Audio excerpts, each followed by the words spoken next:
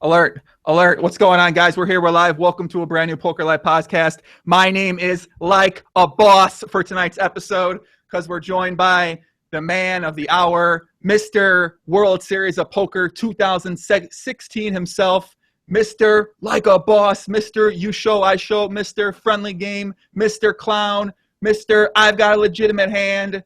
What else am I missing? Mr. No Taunting at the World Series of Poker. AKA, we got our boy William Kassouf on the podcast. What's up, puppy? Welcome to the podcast, man. What's going on, kid? Oi, oi! Thanks, Joey. How you doing? I'm doing well, Matt. What is that? Your Italian-English accent there? That's what I'm trying. It's Joey. Your name's Joey, right? How you doing? You know, bit like friends, right? I mean, I like it, man. What's happening, man? I know, William, you've been making the podcast rounds here, Poppy. I feel like you're getting passed around like a bag of Skittles at a high school party or something like that, man. I don't know. Doing the rounds, and yeah, I've done a few podcasts already, and I think Daniel Negreanu wanted to be the first, be one of the first to get in there, and he did his earlier, and then Poker News, and then everyone followed suit after that. So yeah, it's been pretty sick. I noticed your tweets, how people were goading you and saying, "Oh, get him on the show, Pappy, get him on the show," and you're like, I can't remember whether the tweet that you said at the time was quite funny. I think you're letting everyone go with the stroke or whatever and wait to the climax kind of thing before you invite them. When it comes to gangbanging a guy for the podcast gangbang, I either like to go in first or I'm going to go in last to clean up the mess. So I don't want to be the fourth guy in the pod. I don't want to be the fifth, you know. And you've been on like 100 podcasts now, it seems like. So I feel like I'm definitely cleaning it up right now. That's it. All right, for you guys that don't know William, let me give you a little backstory. So if you watch the World Series of Poker on ESPN, then this year you've seen William on TV. If you haven't, I'm not sure what would I say? If someone hasn't watched the main event this year, what am I going to say to describe you, William? Go ahead. Tell the people a little bit. Then they've missed out big time and they've got a lot of catching up to do. But yeah, it'll be exciting. It'll be entertaining. It'll be worth watching. It's a massive contrast to the previous years. So I like to make it entertaining, like to make it fun. I like to enjoy myself at the poker table, and it's just how I play. I don't do it for the cameras. I don't do it just because it's the main event. I play the same way in a $100 tournament, same thing I do in a 10K main event. So it's just my style of play. It's just how I'm used to doing it. I'm quite like social, outgoing, active kind of guy. So I think that reflects my personality, reflects in that way on the poker table. I think a lot of Americans I found, especially in the main event, weren't used to it. They couldn't take it. They didn't understand it. They didn't know what I was doing, how I was doing it, or why I was doing it. And they let it get under their skin. They went effectively on super donkey tilt and dumped their chips off to me. So I think it played right into my hands. They're all getting wound up, all moaning and bitching, complaining about me to the tournament director. And I think Jack Etterful was struggling to find any ruling or justification to give me any penalties other than the one round I got against Stacey Madison on day 5 because I was playing within the rules. He even admitted to me on camera while we were off the table, you're not actually breaking any of the WSOP rules, but I had to try and justify it in some way why he's clamping down, why he's always kind of like interfering and interrupting my game to justify his actions. And it was more... Hold on, William. You got a 15-second penalty. Hold on a second. Hold on. Oh, okay, cool. No, 15-second penalty. Go to the rail. No, you talk too fast. Hold on a second. Well, if I say another word, will it be 30 seconds? No. I said you can't say one more word, William. I said you can't say one more word. Oh, it's a 30-second penalty now. Oh, shit. In the rules. No, it's in the rules. It's in the rules. You can't talk about the rule book. In the rules. The rule book. Yes. It's okay. All right. Go ahead. You're good. Go ahead. Let me put the camera off. Now, okay, you're fine. Go back to it. Okay, go ahead. We're good to go? We're good to go. We're good to go. I checked the rule book. We're good to go. Listen, I forgot that I've said Phil Hellmuth in the past could talk as fast as he wants on the podcast. So I can't, if I tell it to you, I got to tell it to Phil Hellmuth. I didn't tell it to Phil Hellmuth in the past. All right, whatever. Go ahead. Let's get Phil on the podcast right now. Where's Phil? Call up Phil. Let's get him on. Yeah, no, maybe next time. Maybe next time. You know what? So I got to say about your show, you know, and you being on there. Which show are you talking about? The World Series of Poker? I'm talking about the World Series of Poker. The William Kassouf Series of Poker this year, which is ESPN. Oh, that's what Norman dubbed it. Norman and Lon dubbed it as the World Series of Poker for some reason. I don't know why, but yeah. And they seem to like put me on every episode since episode 3. I don't know why. It just happens to be. I'm lucky I get all that TV time, man. I wonder why they did that. I wonder why. I mean, maybe it's because you were one of the only people talking. And obviously some people on the forums are saying, you know, I don't like all the talking, but at the same time, I mean, I find it pretty entertaining. I think it was unfortunate that it seemed like your tables that you were at the last days, you were with all professionals, and it makes sense. You know, a lot more professionals are professional poker players now, and they take this life or death seriously and playing for a lot of money, et cetera, et cetera. So they're not really used to the English way of humor. They're not really used to that kind of table talk. Whereas, 10 years ago, everyone else would have been joining in with you. Nowadays, it's, people they want you to shut the fuck up and calling over the floor and stuff like that. So, but I think that a lot of people out there, and kind of from what I've seen, it seems like most people enjoyed watching it more than they disliked watching it. Of course, I think it obviously makes great entertainment. It's good for TV. It's good for the spectators. I can imagine how it's going to be hell for everyone else on my table in terms of like dealing with me and my antics and just how I play my game. But I was so surprised, to be honest, no disrespect to the players there, but on day 7 of the main event, 22 players left, 21 players left, and this is how they're acting and reacting on the table. They all went on super donkey tilt. They're calling me a clown. They're calling me an idiot. I can't take this anymore. I couldn't believe it. It was playing right into my hands. I was loving it, obviously, because it was just too easy. But I couldn't believe this was day 7 of the main event. Some of the best players in the world, multimillionaires, multi-bracelet winners, and this is how they were reacting. It was amazing, really. So, played right into my hands, and I was enjoying every moment of it. I think I was playing within the rules. I wasn't going out of my way to be a nuisance or piss everyone off. But it seemed like they let it get under their skin so easily that I didn't have to do much. Just playing my game. So that was the episode last night. For those who didn't watch it, there was something happen where, and I guess the big issue a lot of people had was you were tanking a lot pre-flop, and that seemed to be, it wasn't necessarily the antics or the talking, maybe a combination of things, but you were tanking, allegedly you were tanking a lot pre-flop.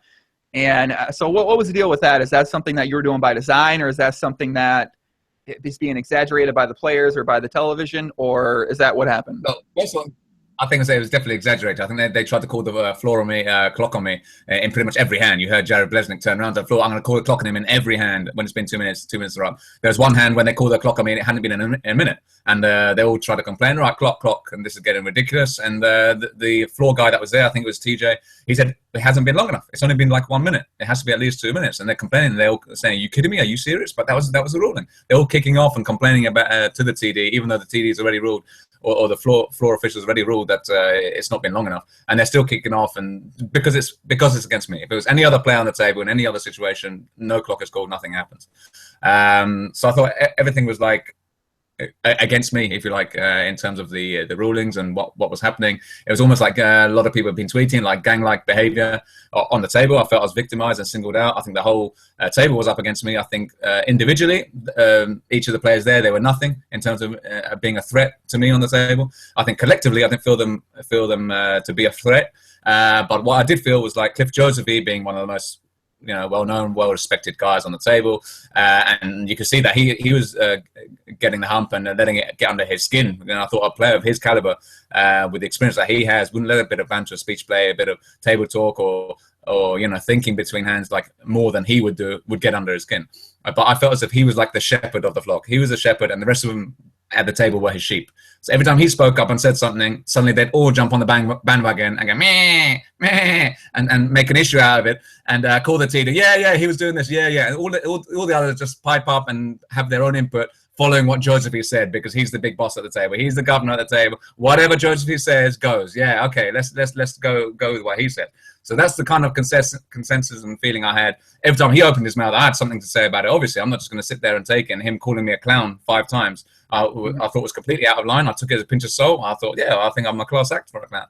So just take a pinch of salt. I'm not going to lower myself to their level, start insulting each of them across the table like they were to me, calling them an idiot, calling them a clown. Even Matthew Moss said, you got an IQ of a parrot or something like that, along those lines. I thought, okay, that was a direct insult as well. Nothing was said to him. I just passed it off as a joke. I said, you must have an IQ of a goldfish, or a memory of a goldfish at least. So we laughed that one off. But I think the comments that were made, there were several comments that were said by players directly to me at the table on the rail that they were speaking to on the rail, which you can hear on the microphone as well, directly, berating me and putting me down, effectively saying, he only plays like Jared Blesnick said, he only plays $10 tournaments. I'll stake you for the 109 rebuy or something like that. Bang, bang. And he's only got 4% of himself. Yeah, bang, bang. know that I bought in for myself for 10K, and I didn't sell any action. I had 100% of myself, except for swapping with 15% with some of the Brits that played it, and most of them cash. So I ended up having like 90% of myself. So I still cashed over 300K tax-free. So to rob something wins to America, I had to pay 30-40% tax. Yeah, have it. Bang, bang. So that was all tax-free, 300K, over 300K payday. So that was pretty good. But yeah, in terms of how I felt on the table, I thought, yeah, they're directly insulting, bitching about me, and it almost becoming like a slanging match. But I took it with a pinch of salt. You saw me with a smile on my face, laughing, joking, just passed it off, and had a joke with the deal. Is this a 10K main event? Are you kidding me? So I think that wound them up more than me directly hurling insults back at them. So I think it was getting under the skin, and it got to a point where they couldn't take it anymore. And Joseph calling me a clown, etc., and others hurling other insults and other kind of like needles, big needles towards me. And I just took it on the chin, took it with a pinch of salt. I wasn't going to let it affect my game, even though it was like 8 of them or 7 of them against me.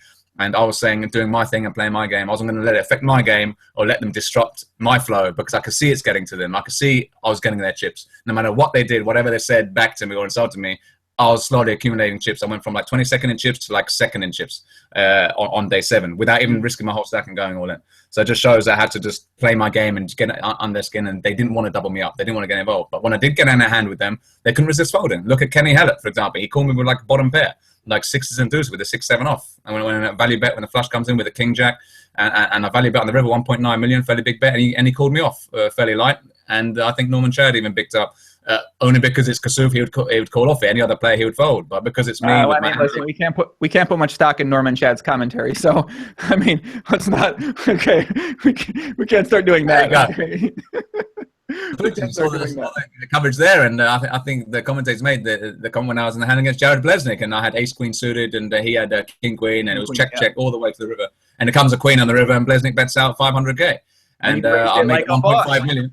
I re-raised him with 1 pair like a boss on a queen 10 8 6 5 3 club board from the flop, and I still raised him for value 1.5 million. And I knew he didn't want to let it go because it's me, because I can easily make a play, and he thinks I'm at it, and he doesn't want to. It's more of an ego thing. He'd rather call off and lose a hand than me bluff him in the pot, and I give him a rub down and show him a bluff. So I think that played into my hands. The fact that I was getting under the skin, the fact that they're trying to come at me, they're trying to take chips off me. All I had to do is wait for a hand and get paid. It was as simple as that. You show, I show. Friendly podcaster, Will. You talk, I talk. That's it. Right? That's it. So I'll say my piece. So you've seen the coverage. Yeah, that's it. Just play my game, play within the rules, and everyone else wants on Super Donkey Tail. So I thought it was hilarious. Friendly podcast here. Friendly podcast, Will. All right? Friendly podcast. I hear you. No tax like a boss. That's true, man. Do you just walk around saying like a boss all the time? What's up with the like a boss thing? Is that something you and someone, your girlfriend? You do something big. You do something that you're proud of. You just say like a boss. Yeah, why not? It's just fun. Where'd that saying come from now that everyone's saying it in poker now? So where'd it come from? It came from, everyone's saying in poker because I said 9 high like a boss, because I won 2 big hands in the tournament. The one against Stacey Madison when I bluffed her on the river, I gave her a speech and she folded pocket queens on the 10 high board, and I exclaimed 9 high like a boss, big heart of a lion. I'm saying for you, where did you have you been saying that? Is that something like you always say or something like that, or is that something you kind of said in the moment and now we're like turning this big thing? Yeah, it's something I said in the moment, 9 high like a boss, and it's just caught from then. I don't think I've ever bluffed a big pot, not a 1.2 million chip pot anyway, with 9 high, and to exclaim 9 high like a boss in any tournament. So to do it in the main event and to bluff her and effectively get it to fold queens on a 10 high board and show 9 high like a boss, I had to say it had to be done. It's one of those things.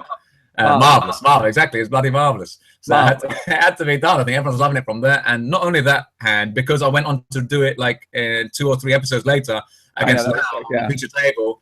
When I got counterfeited with the pocket 9s against the ace king, when the board runs out queen 10 10 8, and I got counterfeited on the river with the queen, and I'm effectively left with 9 high again. I wasn't thinking, laughing in my head, I'm going to do 9 high like a boss again. I'm taking the hand seriously. It's a fairly big pot, and I'm going to have to rep the queen. It's my only play. I have to rep that I've got queen's 4 on the river. Obviously, I've got 9 high, and he's tanking forever. Call the clock on him, put the pressure on. Don't say a single word this time. So mix it up rather than give him the speech and give away anything.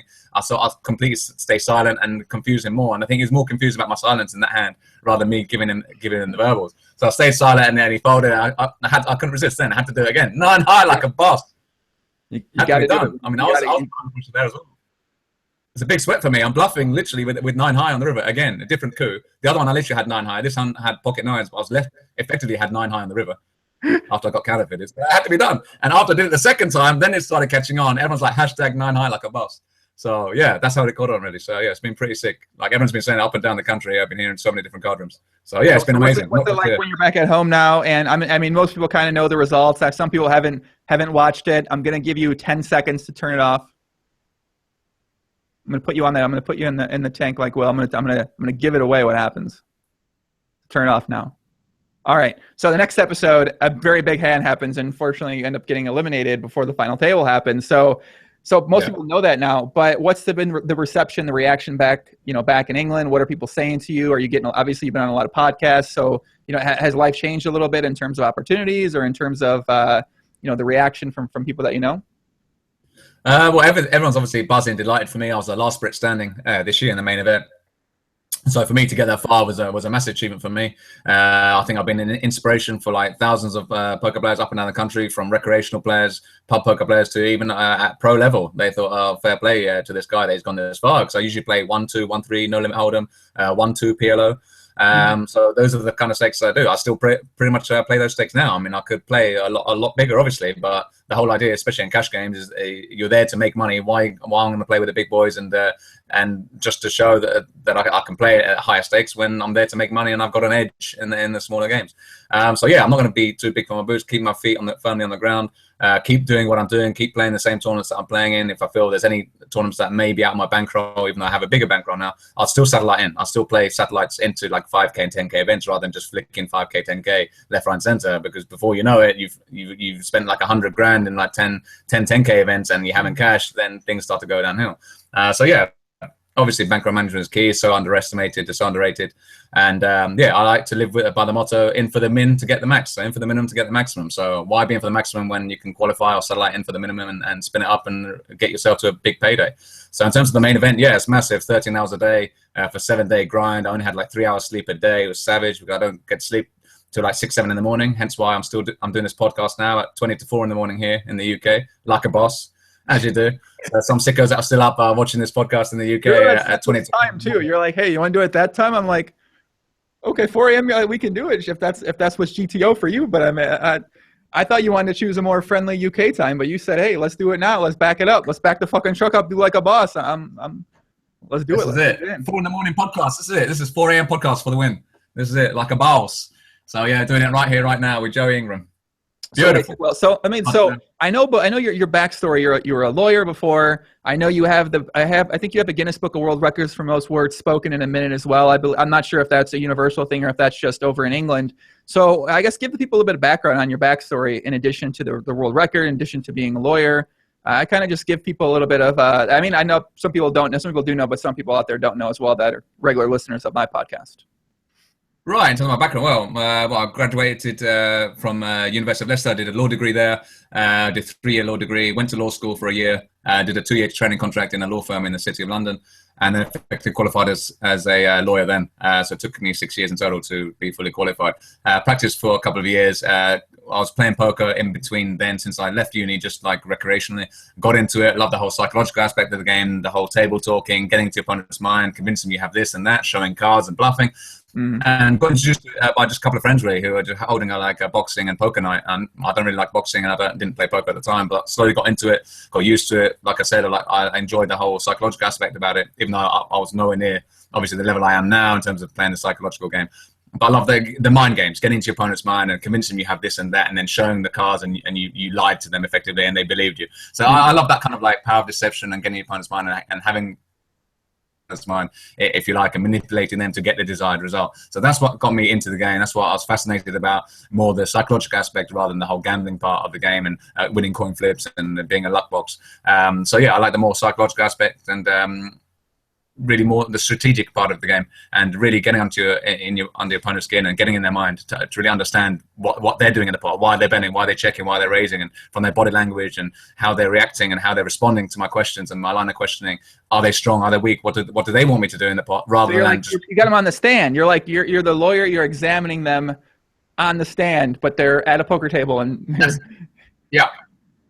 That's exactly it. People are asking about that. How has your background helped you? And I think, yeah, the legal background has definitely helped me. I think if you're thinking just very quickly in a court of law, you got all the evidence in front of you.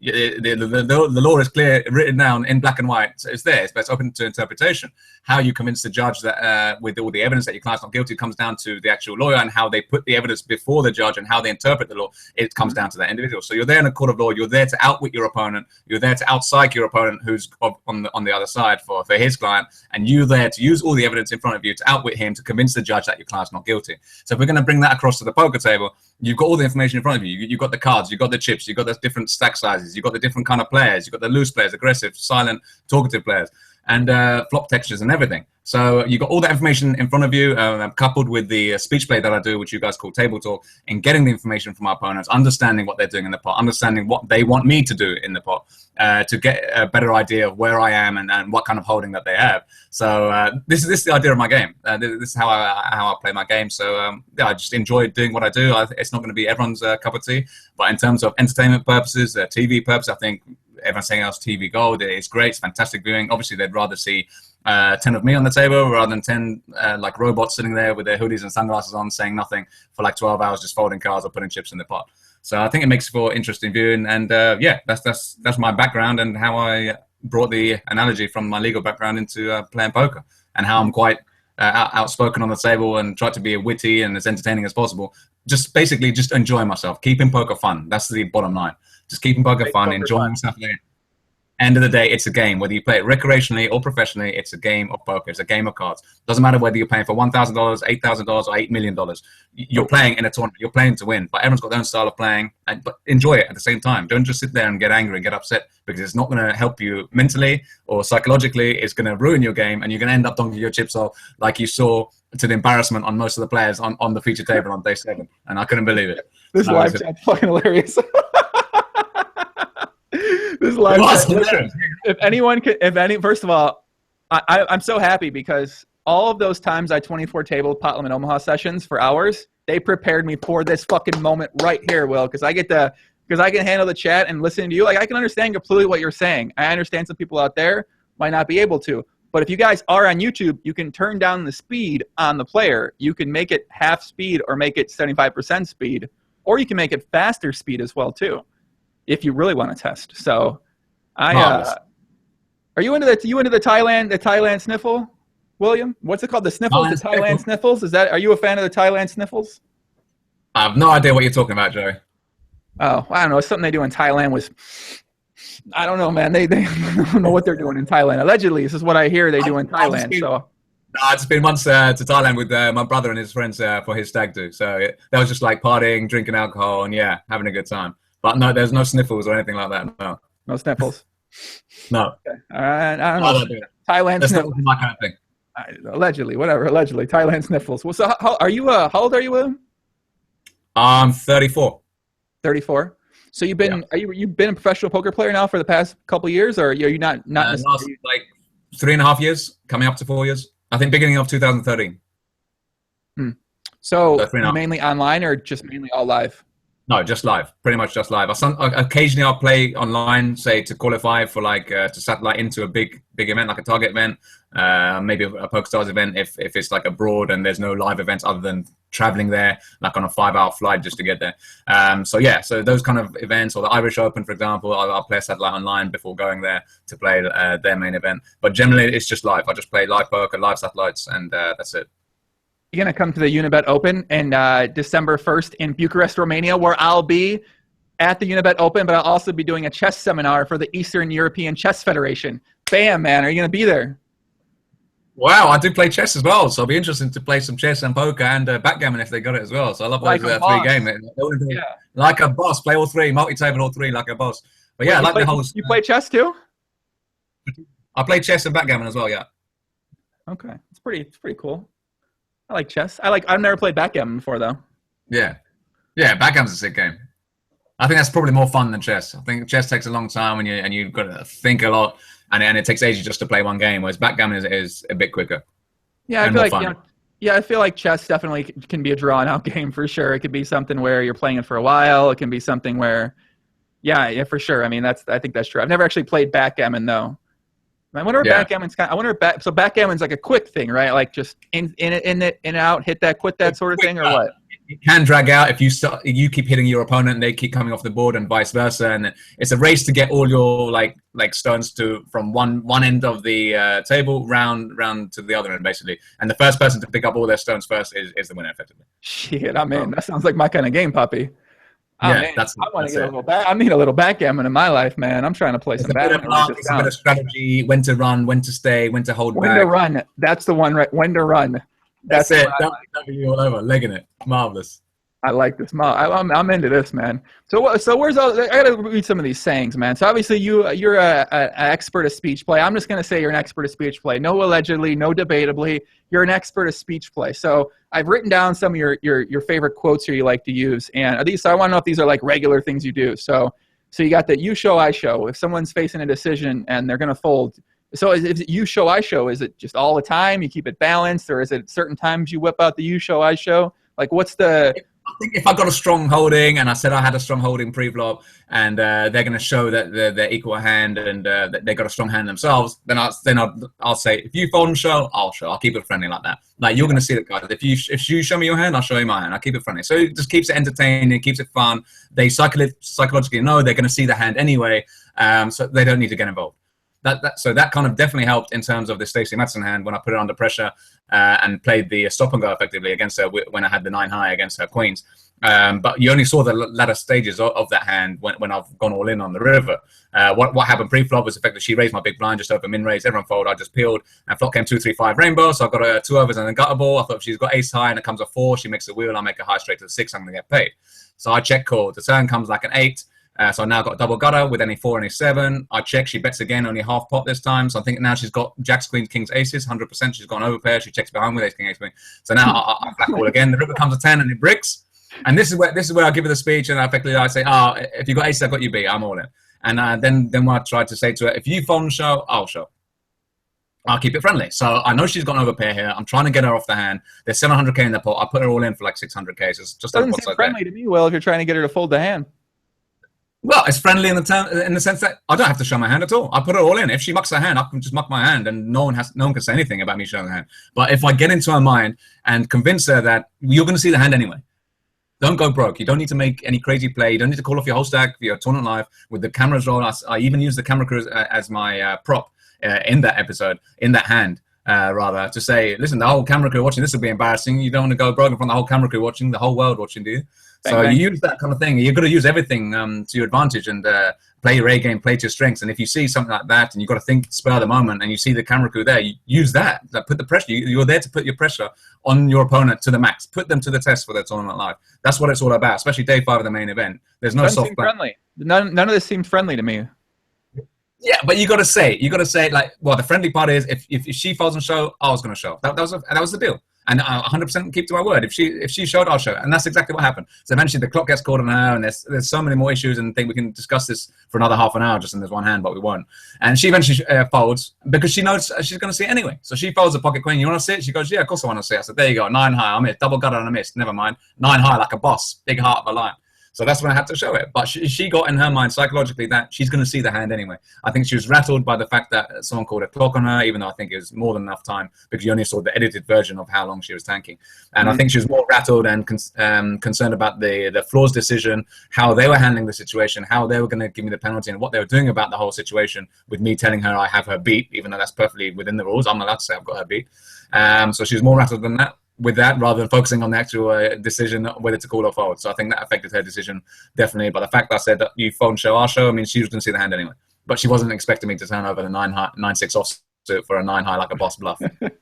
William says, I have used you show, I show 3 times tonight in live 2-5 NL at Empire Casino, London. It's 100% GTO. All right, cool, man. All right. Can we make up a saying I can start using on the podcast? Like a new saying. I want to... You know, I got Puppy, I got GTO. Like, let's come up with a saying that I can start using here on future podcasts. That when I say it, it'll be in memory of you every time I say it because we created it here on the podcast. Well, the 2 most popular ones I think that everyone's saying now is 9 high like a boss and the coconuts.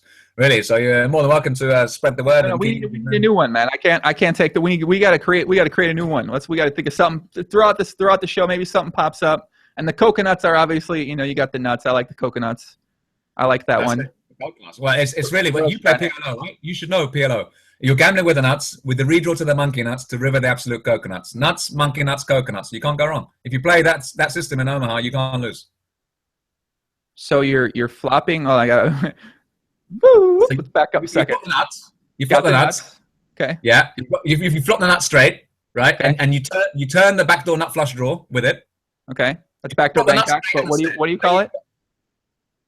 The nut. So you flop the nut. You flop the nut straight, right? Or any nuts. You flop the nuts like top set, for example. You turn the nut flush draw. So you now got the monkey nuts. So you got the nuts with the redraw to the monkey nuts, and then it comes a nut flush on the river, and you river the absolute coconuts. So nuts, monkey nuts, coconuts. So can coconuts only be achieved after you flop the nuts? Pretty much, yeah. Well, coconuts is pretty much on the river. When you've got the absolute coconuts, the most unbeatable hand possible. Okay, so coconuts are only on the river. Pretty much, yeah. I like to think so, especially in Omaha, because you've got nuts, monkey nuts, coconuts. You've got flop turn and river, right? Yeah. So you've got nuts, monkey nuts, coconuts. Makes sense. Story checks out. Okay, nuts, monkey nuts, coconuts. You have you have this stuff written down somewhere? No, I just made it up. That's it. Nuts, monkey nuts, coconuts. I think any kind of nut. Monkey nut is an actual nut, isn't it? A monkey nut is a nut. Is a monkey nut a nut? What? Have you not heard of a monkey nut? It's something you eat. The actual nut you eat is a monkey nut. I never ate a monkey nut. I don't know. I've ate a walnut. Monkey nut exists. It's like in a case shell that looks like almost like it's a bit of a weird shape how it is. But yeah, you crack it open and the peanut is inside it, inside the actual shell. And that's a monkey nut. Yeah. Oh my days, I have to educate you now at 4 a.m. what a monkey nut is, you nut. Why would I'm not a professional nut knower over here. I'm not studying my names of nuts or around the world every day when I wake up, you know? I mean, about the nut, Joey. You got to go with the pro. This is why you're not going deep in tournaments. You need to know your nuts, man. Well, technically, I'm not going deep in tournaments because I'm busy winning a lot of money online. Bang bang. But you know, that's another story for another time, unfortunately. But yeah, I don't play tournaments, William. Tournaments are for the donks, my friend. Okay. I'll take my donkey $338,000 tax-free dollar. Bang bang. I'll take it. That's what I like to see. That's what I like to see, baby. Listen, man. I mean, have you seen us? So you and the Stacy woman, you guys had this little thing. Was this just this one hand? Was there more hands than that? We've got to be careful here. I don't know about a thing. I don't think we had a thing. So you guys never had a thing? No, there wasn't no anything there. No, not in the way you're trying to describe it. No, I'm not. I'm asking at the table. I don't know what you're trying to describe right now. You're a married guy. You got a girlfriend. You guys happily together. But that was that the only confrontation we really saw? that hand. That hand. Why are you laughing, you joker? That's hilarious tonight. It's the funniest chat I've seen in a while. Marvelous. Yeah. No, the hand I had against State's you saw was the 9 high like a boss. That was the only hand, right? But prior to that was the had a straight flush against her, and I check raised her all in basically. And I put her to the test. And I thought she had a stronger hand than she had, to be fair. I thought she had like 2 pair or a set or even a made flush on the turn. I thought she's never folding then. Let's get it in because there's too many scare cards to come on the river if I play the stop and go there. And then value bet river just looks too strong. There's so many more hands that are beating her hand. As you saw, she only had ace queen, just 1 pair for top pair. She's never calling a river bet unless it comes an offsuit ace to give her trip aces. So that's the only way she's putting another chip in the pot. So I'm out of position. She's led the flop. She's led the turn. So I've got to make the move there, make it look like a bluff. Obviously, make it look like I'm a semi-bluff. Like I've got the ace of hearts in my hand with a weaker kicker than her, so I know she's got at least an ace here. I thought she could have had aces. Unfortunately, she didn't. Otherwise, I think she snap calls there, drawing dead. But yeah, trying to go to her into calling, and I think I even convinced her because if you watch the footage, she even said, "I think I've got the best hand here." And that's when I tried to convince her, and I think I might have her here. She might actually call off a whole stack with whatever she has, drawing stone cold dead on the turn. But yeah, she thought better of it. She only had 1 pair, 3 hearts on the board. She's got ace queen of spades. She was never calling anyway. I think she was, if I'm to have a go at anyone, she was wasting TV time or getting more TV time there because she was never calling off her whole stack with 1 pair on that board with a straight on the board, flush on the board. There's no way she was ever calling. But yeah, that was one instance where I check raise her all in, make it look like a bluff, and she even convinced herself she had the best hand, but she didn't want to risk her tournament life on this hand, and therefore she folded. But yeah, that was just one example when we got involved. But those are the only 2 key hands we got involved in: the straight flush hand, and it was after that when I had the 9 high. In fact, it was the same hand, 9-6.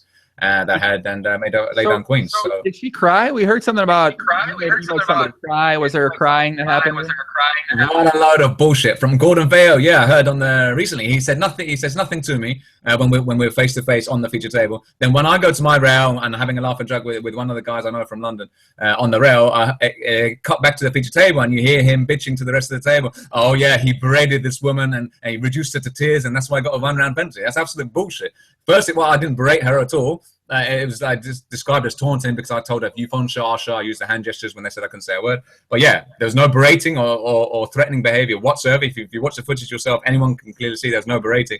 And definitely, she wasn't reduced to tears. Well, definitely not during the tournament or when she left the table. Whether she did that in her hotel room or crying on her way in the car park is something else. But I very much doubt it. You know, player of her standing in her position. She runs a WSOP dealer school as well.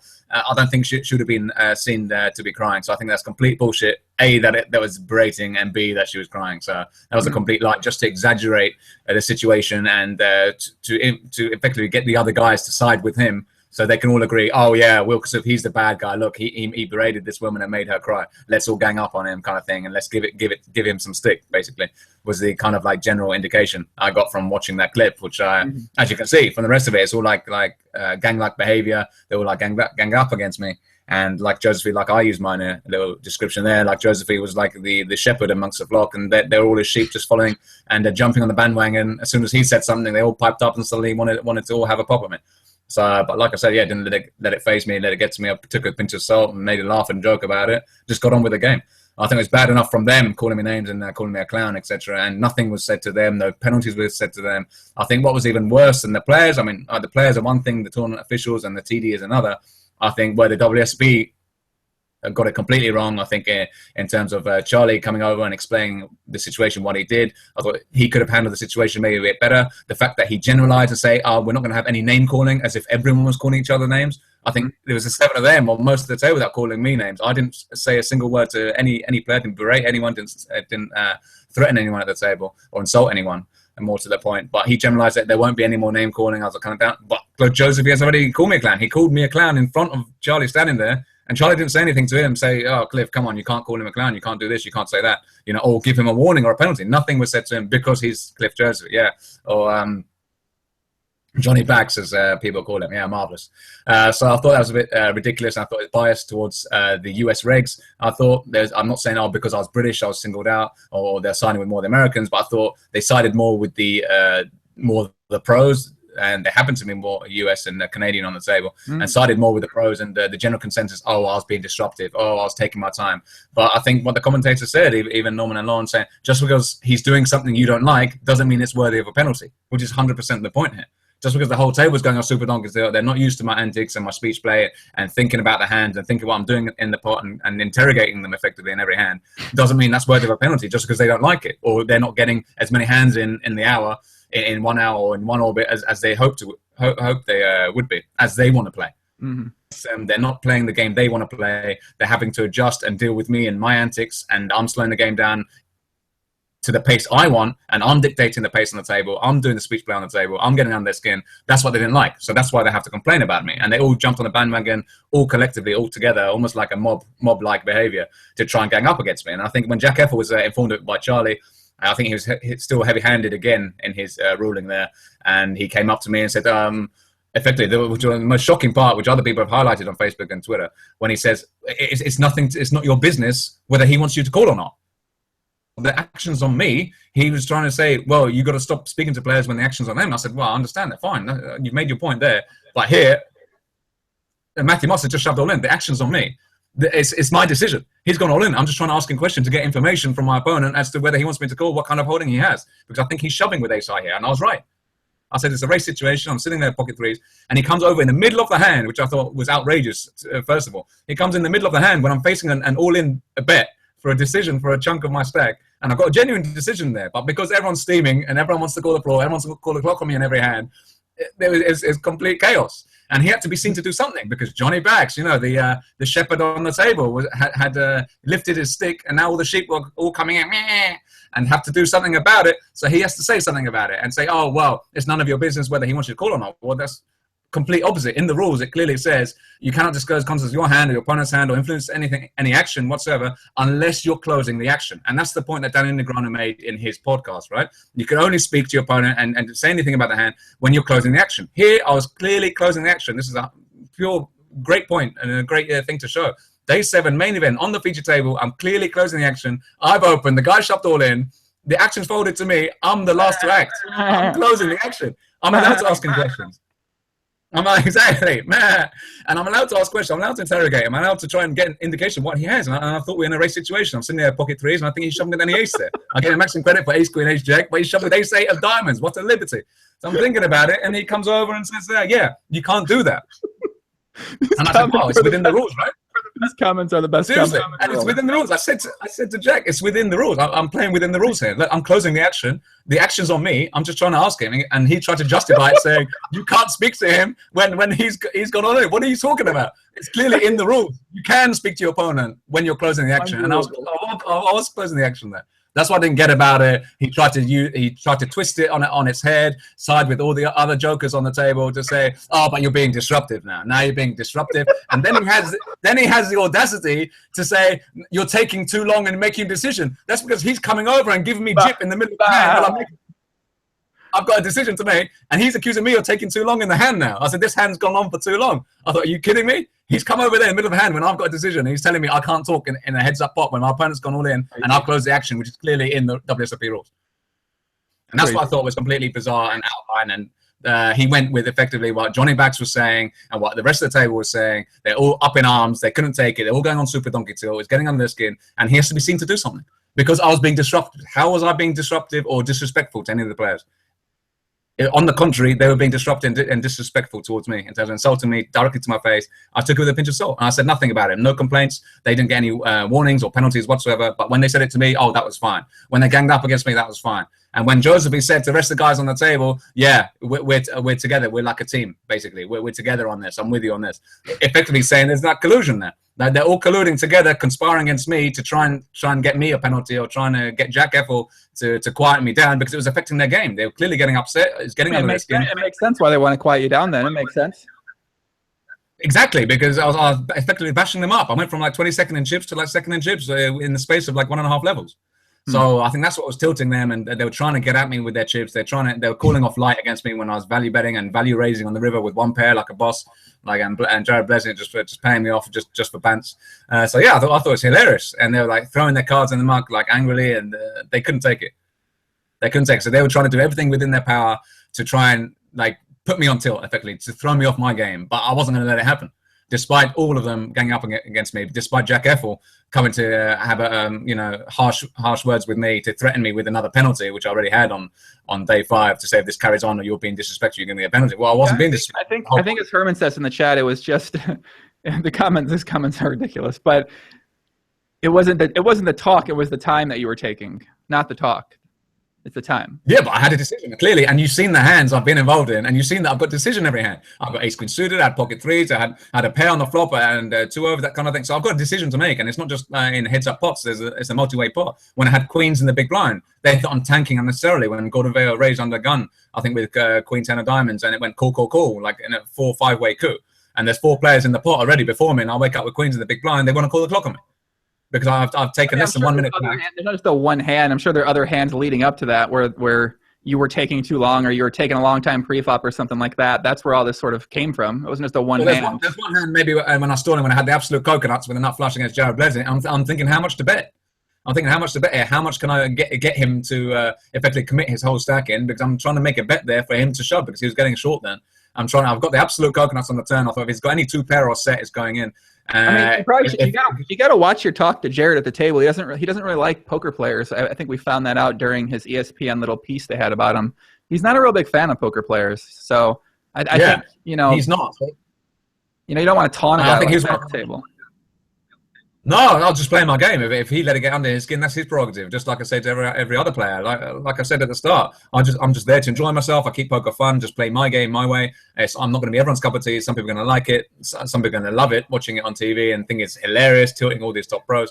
But I don't go out of my way to do it. I'm just there playing my game. You saw me just playing my game. I had hands to think about. I was taking my time longer than other players. But I don't just play ABC poker. There's a lot going through my mind, and that's involved in every single hand. So there's no time limit. We're on a 2-hour clock. This is the World Series Poker main event. We're on a 2-hour clock. They're all rushing like they got a plane to catch. Like they prepared themselves to donk out on day 3, day 4, and each day they've been rescheduling their flight. It sounds like they had a flight to catch, or they had their wives waiting for them in the car park. Some people mentioned, and it's true. The way they were acting and reacting is ridiculous. They want to call the clock on me up less than a minute when we're playing on a 2-hour clock in every single hand. And Jared Blessing arrogantly says, "I'm going to call the clock on him in every hand after 2 minutes, in every single hand, no matter what." I thought that's outrageous. It's ridiculous to even to say that. In advance on every single hand. So it just goes to show the level of tilt that was at the table, the amount of steam that was coming off each of the players' heads in every hand, and it was just ridiculous. I couldn't believe this was happening in the 10K main event with 21 players left. It was unreal.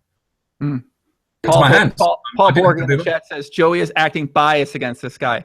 I'm not acting biased. I'm asking the question from the other fucking perspective. What I've been reading on Twitter is that he was taking a lot of time every hand.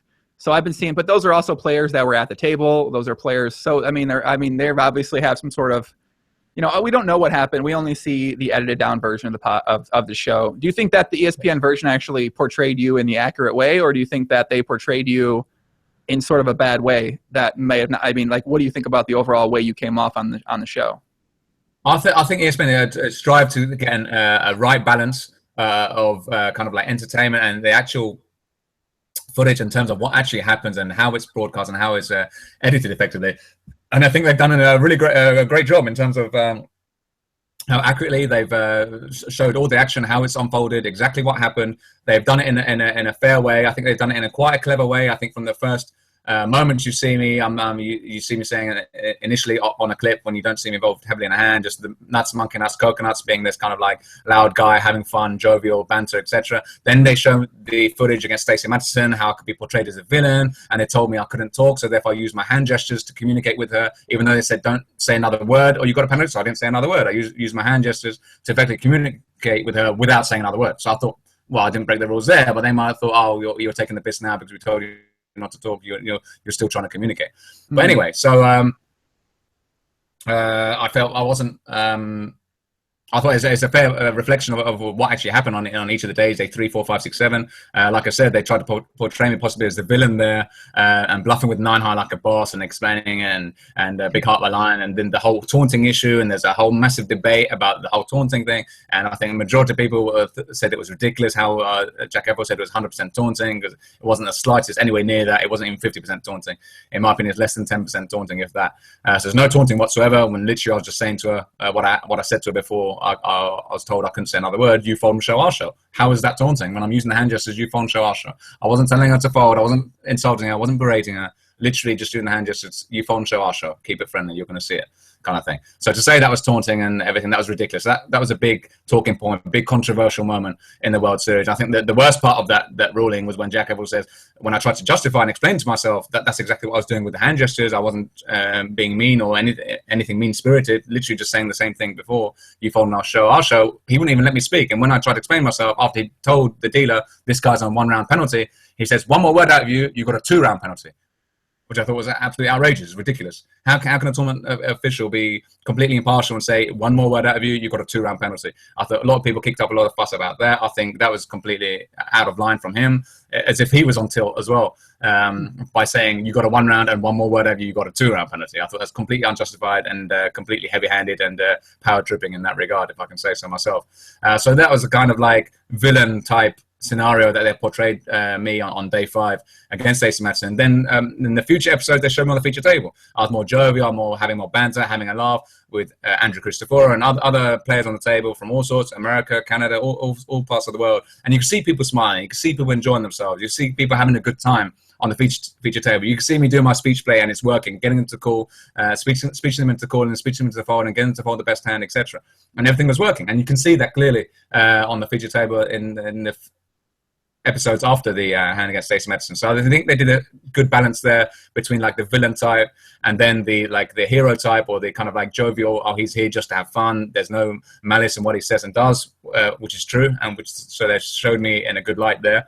And this is what I'm all about. I'm just there to enjoy myself. This is live poker in the day. I'm not going to sit there for 12 hours in my hoodie and sunglasses and say nothing, just because everyone else on the table is doing that and it keeps them happy. I'm there to play my game my way. I'm there to enjoy myself just as much as they're enjoying themselves. Granted, we're playing for $8 million, but regardless of that, whether you're recreational or you're a pro player, you just enjoy the game for what it is. You're there to enjoy the tournament. You're playing a game of poker.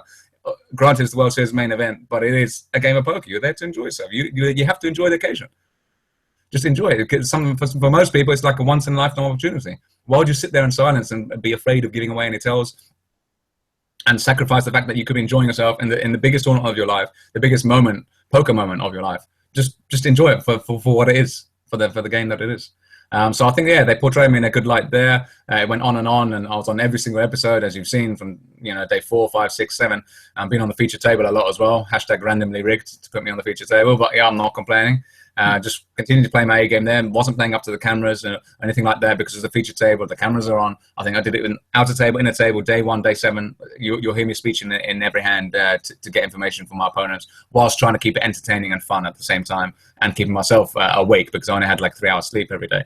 So that was the gist of it. And I think, yeah, it was a balanced view from ESPN. I think that they did a great job there in terms of the hero-villain kind of balance. I think a majority of people, the responses I got from Twitter and Facebook and social media in general, I think like majority of them, I'd say as high as like 80% are in favor of what I was doing. A lot of response, a lot of positive comments with regards to what I'm doing and the style of play that I have. And it's great. It's unique. I wish I can do that. It's great for TV. It's great to watch. It's fascinating. It's enjoyable. I'm only watching the World Series at this stage now because you're on it. Previous years, I'd only watch the final table, and even then it was boring.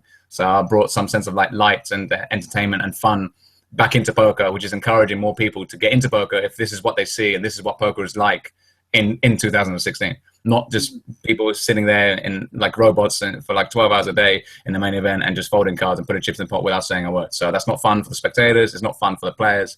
And I think it's not good for poker at all. What is good for poker, I stress, is talking at the table and having fun at the table, enjoying yourself, engaging in conversation. You're there with 8 other people potentially for 12 hours a day.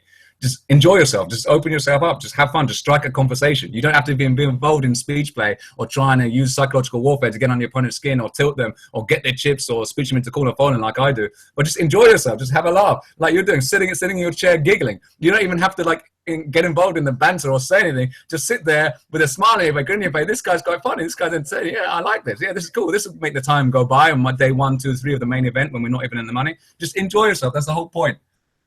That is the point I want to make. Keep poker fun. Simple. Was that the moral? Was that the moral then?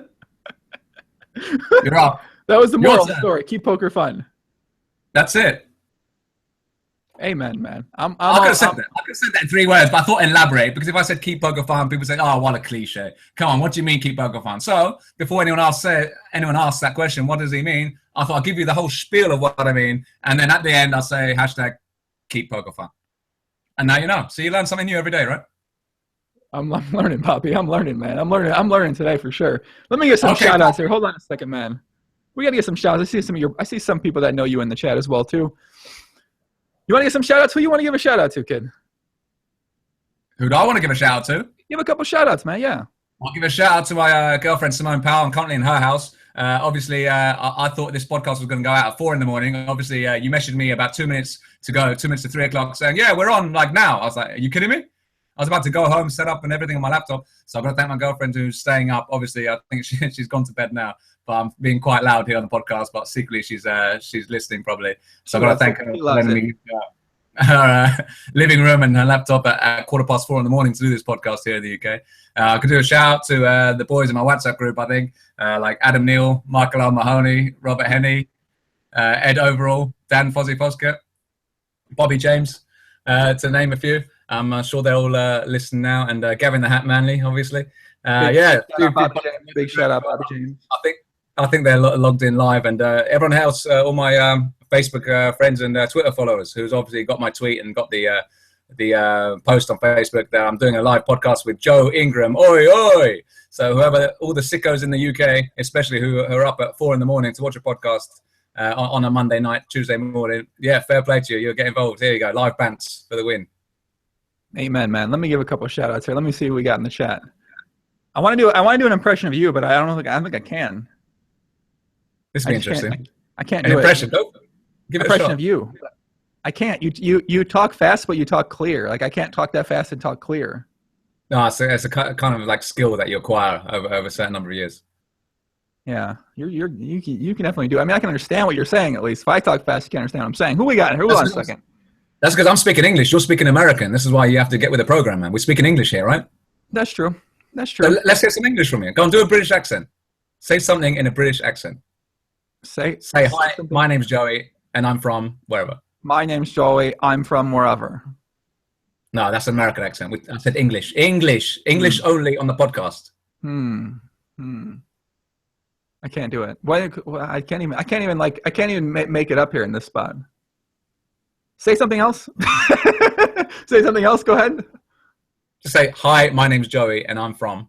Hi, my name's Joey, and I'm from. No, you don't have to do a deeper voice to try and do a British accent. Okay. Hi, my name's Joey. I'm from. I sound like an idiot. Wait, you're trying to sound Italian now? Hi, my name's I don't know Joey. I'm not a professional accent doer, man. I don't know. Can you do a Australian accent? Oh, I can't do Australian. No, I'll have to pass on Australian. Jimmy Bluffett says, tell him Jimmy Bluffett from Twitter said cheers. Marvelous. Anyway, instead of doing accents, we should be learning like phrases and saying them in several languages, because that'll be more useful at the poker table when you're playing in tournaments and cash games around the world, that you can say like a boss in like 10 different languages, Joey, and they'll be impressed. When they see your face, they'll think, this guy only knows American. He knows nothing. But then when you can say it in French and German, in Spanish and Italian and Greek and in Russian and Hungarian, then we're talking. All right. And they'll think, this guy's... I got it. Hold on. Let's do this. All right. Hold on a second. I'm going to put it on. I got it in Japanese. Let's try this one. Okay. Hold on a second. I can do Japanese. No, you. Konnichiwa, o genki desu ka, konbanwa, ohayou gozaimasu. No. Wrong one. Let me play it for you. Hold on a second.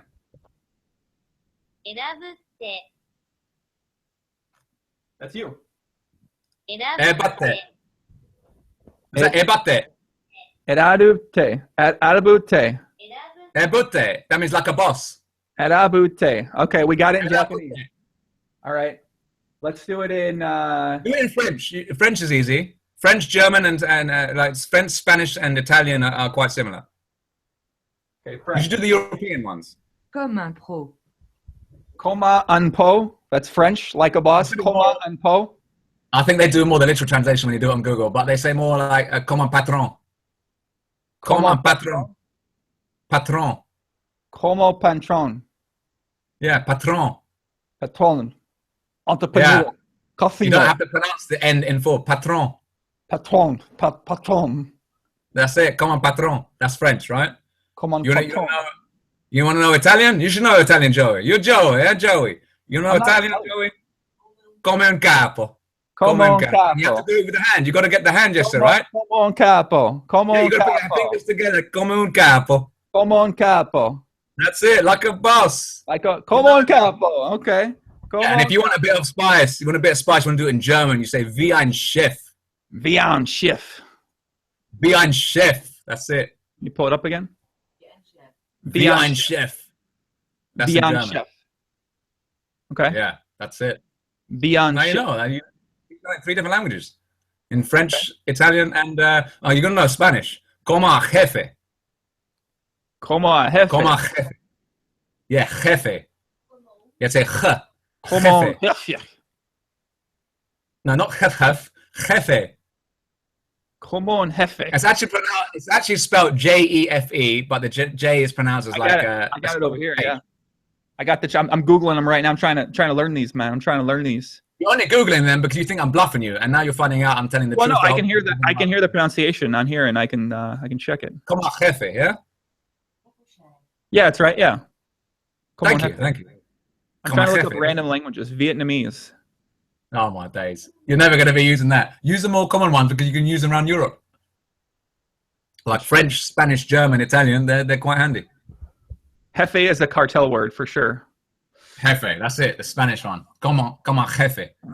Now let's see if no, Hassan. No, Hassan. No, Hassan. Let's take some questions from the chat, guys. Let me see. We got a lot of people out there. I got to get some shout outs here. Hold on a second. D-Wolf47, what's up, puppy? Hassan Hawk. I saw my girl Andrea Thomas out earlier. What's up, Andrea? Wolojuski. Jason McConnon. Polar Express. Andrew Lauer. Lonnie Sue. Casey Grombacher. God, just think I... Dean Smith. Balls Deep. Trevor Gill. Jacob Martinez. Tell him to add me on Facebook. Add Jacob Martinez on Facebook, please. Dean Smith. Shout me out, puppy. William Queen. Shout out William Queen, please, brother. What's up, puppy? James Lee. Lauren Redner. That can't be a woman. Ramon. Yeah. We need some. From up north. She's from up north. She's what? She's from up north. Do you know her? Yeah, as in north of England. She's from the north of England. So you say up north. Lauren Render? Yep. You from actually know Leeds. Is that a woman? Yeah, Lauren Render. You not heard of a girl's name called Lauren? What's wrong I've with heard you? of a girl's named Lauren, but I don't know I don't. There's no. Listen, we don't get a lot of girls in the chat room here, William. So that's why I'm. You need to get out more, Joey. You're stuck in your room with your podcast with a big microphone in your face. I don't know what that microphone is meant to resemble, but yeah, you need to get out more. Well, it's meant to resemble a big black penis going in my mouth every time I talk into it. Well, you said it, Joey. I mean, whatever comes to your mind, that's you what go it's for supposed to resemble. Yeah. I mean, that's it. Why would I leave the house to go What meet about anyone? I got the fucking boys in the chat, and I got my big black dick in front of my face, right? You know, I mean, Hey, listen, can't you see me on the screen? I'm just talking to you on the screen. I don't need to have a big fuck off microphone in my face to resemble a big black cock just to get my point across. I agree with you. I'm on your side. I'm not a big fan of big black cocks unless it comes to porn, which I can't even watch right now for 6 months because I got a prop bet with Fedor where I can't watch porn. So this is kind of like my way of still being involved in porn, but not actually watching porn. Fantastic. You know? Yeah, you go for it. You're doing a great job. Good job, man. Good job. What's wrong with big black dicks? You don't like them? Not my cup of tea, unfortunately, no. Okay. But you go for it, man. Whatever makes you happy. I mean, listen, some of the biggest names in poker are into big black cocks. You know what I mean? I don't think it's a bad thing to be into that. Like who? Well, I don't want any names, but I mean, hey, allegedly. The public need to know the biggest names in poker. Some of the biggest names in poker are into it. So who are the big names? Name one. I don't know. I can name one. One name, no, Joey. One name. Got nothing. Got no names. One time. Got no names. That's unfortunate. You see, you bottled it. You see, all talk and no trousers. You're a guy that likes big black cock then in poker. You're just all talk and no t-shirt, man. Look, all talk and just the best. That's it. Kind of. You can't be alleged. People like big black cocks on a podcast though. They watch it and they might get upset. What if they like big? What if they what? What does your top say? What does the best say? I can see Born. I can just about see Born. What's it say? That's all you get. Born to wank? What is it? Born to what? I'm kind of born to wank. I'm born to wank. That's what it says. No, don't be shy. Look at you shy. You're stroking yourself now. Come on, man. This ain't Am I getting the speech play? I'm giving you the speech now. Lean back. All right, lean back. Let's see what the best. Born to what? What's it say, Joe? Don't be shy. Born to what? We want to see. Stand up, Joey. It says nothing. Stand up. It says nothing. Stand up, fool. I can't. We're in a standoff. We're in a Mexican standoff right now. I can't do it. Listen, just at least tell the viewers at home what the vest says. Don't be shy. It says born to, right? Born to what? Can't tell them what it says. Is it that explicit? It's explicit. I can't. If I wanted to see, I'd pull it up. I can't. Can't do it. Yeah, we can see the born. Born to what? We have to guess. So you do them at the poker table? Is this a speech play? This is the speech to go, to put you on ease, to throw you off your game. Now you don't know where this podcast is going. You don't know what's going to be said. Well, I know where the podcast is going. Yeah, where's this going? We're talking about your best and you're too shy. And you start stroking yourself live? What's wrong with stroking yourself live? You never stroke yourself live? No, I don't usually do it. No. Can't show the shirt. We're in a Mexican standoff right now. What are you going to say to get me to show it? Joey, you don't need to bite your fingers. Don't be nervous. You've not done this podcast before? This is your podcast, man. contacted me. Your shirt, I'll show. Well, listen, I got to be nice on the podcast, all right? So I'm not going to be mean on the podcast. My controlling is I'll be mean. I'm not going to be mean on the podcast, man. I'm a nice guy. I don't want you to be mean. I want you to be yourself, Joey. But you look nervous. You look uneasy. Like I'm throwing you off your podcast game. What's going on? Don't be shy, Joey. I promise that's not it. I promise that's not it. You're not nervous? I promise it's not it. I promise. You promise? Okay, we'll see. We're still curious what it says on the vest, though. It says born to something, right? It says born to something, yeah. What do you think it says, though? Well, this is what we're trying to guess, Joey. Let's put it out there. What are the viewers saying? What do you think it says?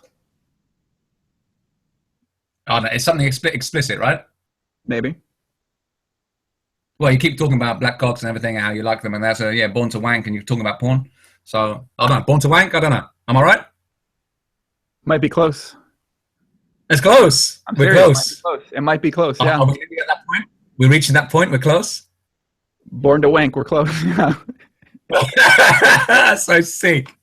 Well, why don't you put it to the public out there who are listening right now? Let them guess. Well, they already know I'm born to wank. They already know that, man. Yeah. Maybe you got the vest in your name. Maybe you copyrighted that shit, no? I didn't know. Born to wank, copyright Joe Ingram. Like a boss. I mean, that probably make me some money. I probably should copyright that. Because a lot of guys out there are born to wank. That's it. And you're one of them. What are you saying? You're not one of them? Come on, man. Let's not make any. Come on, you're definitely one of them. I'm not that proud. I'm not that proud that I get a vest made out of it and wear it on my podcast to speech play all my guests on the show. No. That's the phrase, born to wank. I like it. All right, that's our new phrase, born to wank. We're gonna put that down. Well, that's my guest on the vest, right? Well, that's our new saying. This is gonna go on. Born to wank. Hashtag Joey Ingram. Hashtag born to wank. That's fine. You can put that on there. Hashtag born to wank. Put it on there. What a host. He's born to wank. Marvelous. I can't wank though, man. I can't do it. I lose too much money if I wank. That's it. You just have to wank yourself silly, isn't it? Is that what you do in the PLO games? You go there, you wank yourself silly, sit down with $1,000, wank yourself silly, and then reload? What's that mean? Am I speaking English here? What's that mean? I'm just messing. But in terms of like wanking yourself silly, you get your money out, put $1,000 worth of chips on the table, and you dust them off in quick time, in record time, and then you reload for another 1,000. They're wanking yourself off silly.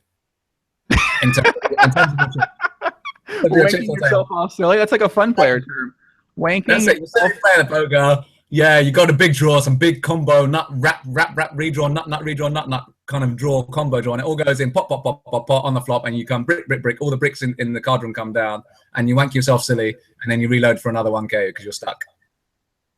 There you go. That's one example. Born to wank yourself silly. Born to wank yourself. Okay. Wanking yourself silly. We're learning some new terms. Give the people some more. The people are getting some new terms here. I'm just thinking top of my head at 4:30 in the morning on like 3-4 hours sleep from last night, and I'm just thinking off the top of my head right now. It's not something I thought of before or anything. I'm just we're on the subject now. We're just talking about your vest. You don't want to reveal what's on the vest, so I think the public want to know. I think they're curious, and we're close with Born to Wank. We're close, so yeah, we're on that subject. I like Born to Wank. That's what it says. Let's just say that's what it says. Why don't you just show and put us all out of our misery now and show us what the vest is? It's not a friendly game. It's not friendly. I'm not showing my cards, man. I can't do it. The speech play ain't gonna work, man. All right, all in good time. Yeah, speech playing it ain't a friendly game. Speech playing gonna work here, man. Come on. What's that behind you? Is that a guitar behind you? That's the guitar puppy, yeah. Why don't you go grab the guitar? Can't do it. Grab the guitar for us. Come on. Can't grab it. Why not? Can't grab. It's back there, man. I can't. It's too far. Exactly. In fact, don't get up. I don't want you to get up. Just move back on your chair and grab the guitar without even getting out of your chair. Do that for us. Why would I play the guitar? Why not? It's there. It's in the background. It's a prop.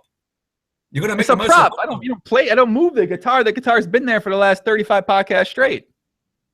Well, come on. You're gonna serenade me and I'll serenade you. We'll do a song each. How's that?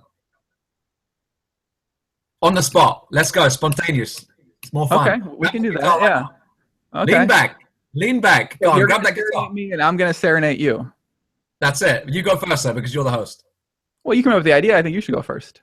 No. I've already said I go first, so you can't say that I go first as the answer to my assertion that you're going to. Came up with the idea.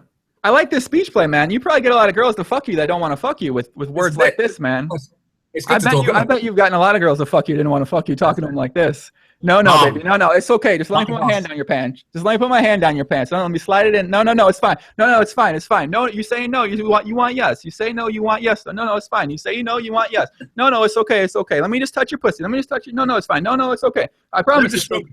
I'm telling you, it's worked, hasn't it? It has worked in the past, yeah. I'm telling you, it's worked. I know it's worked, man. I know it's worked.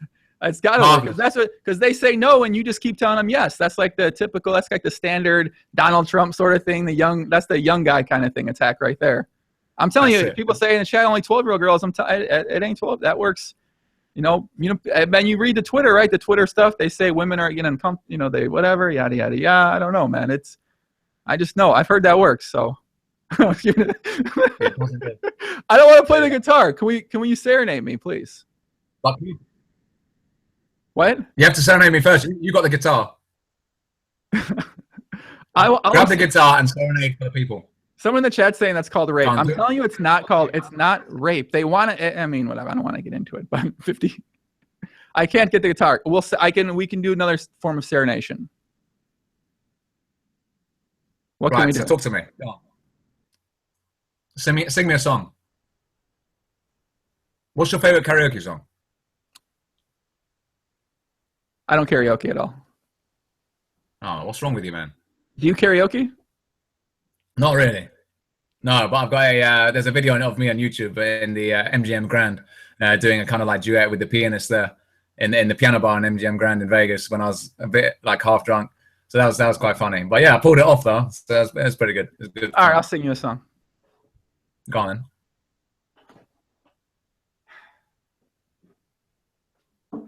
Hey, turn around. We want to see you. Oh my days. Wait, put the guitar down 1 second. Oh, that's cheating, man. I'm gonna play you a song right now, Poppy. Ready? I don't have much experience playing the guitar, but I'm gonna play you a song.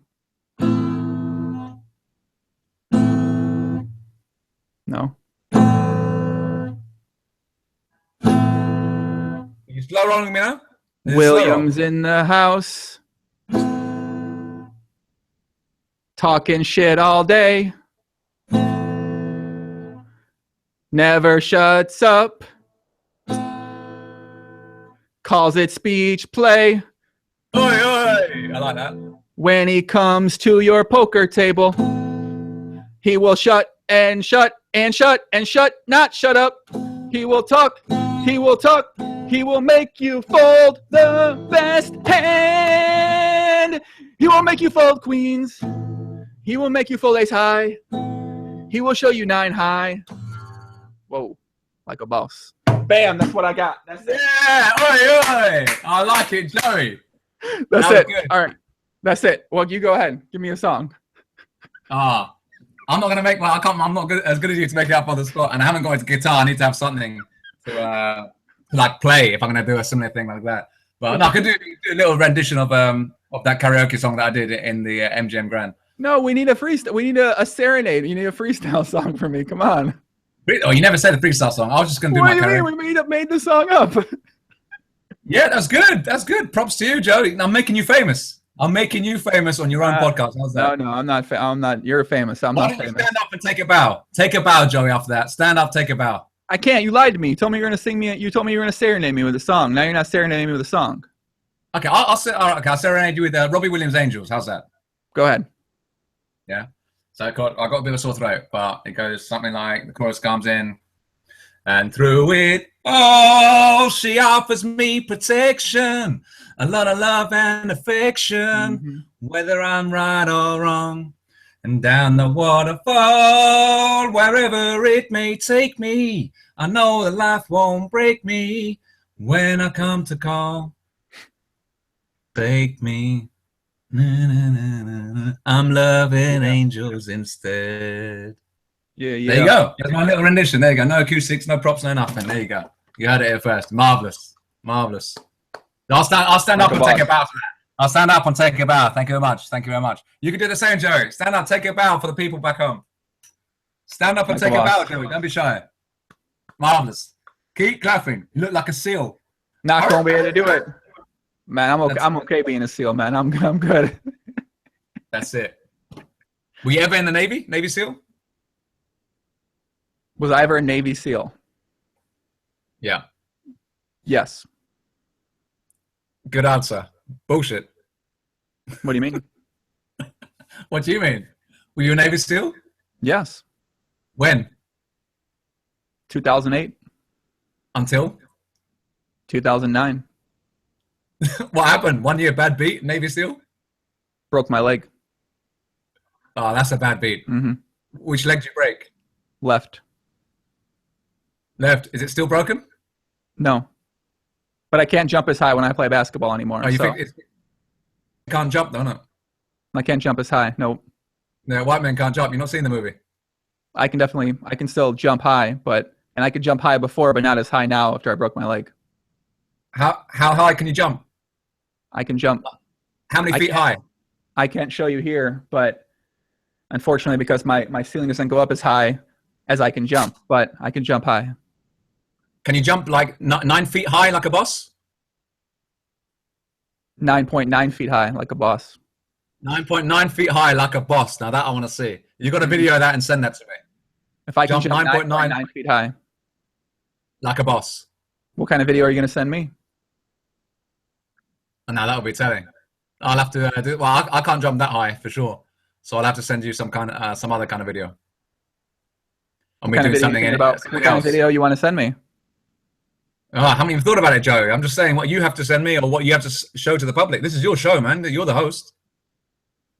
You're the host of the show. Is this the Will Kassouf show or the Joe Ingram show? We made you the host temporarily. I like you as the host now. I like this. This is good. I like you. Good. This is gonna get used to this. It's the Will Kassouf show. We just had the Will Kassouf of poker. Surely this is going to be too much for the viewers, right? We're gonna have the Will Kassouf show on the Joe Ingram show.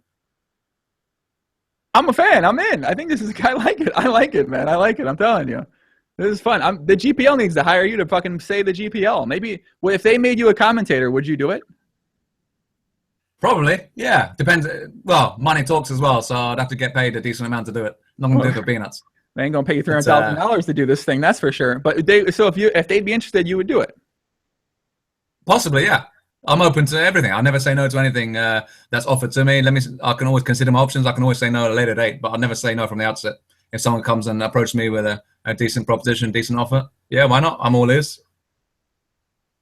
I'm serious. I mean, not save them, but they need something to revitalize things. You're already over there close to Malta.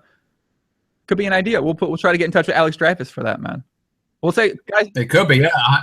I'm meant to be going to Malta this week, actually, to play the IPT and EPT main event.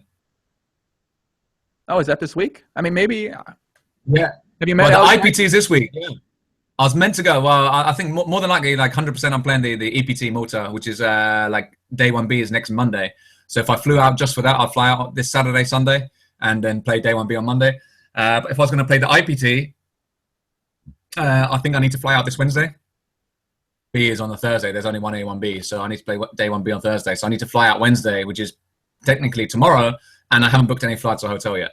So it's all done lastminute.com. Just open my laptop, just research flights, hotel, book it, pay it on my card, and just fly out the next day like a boss.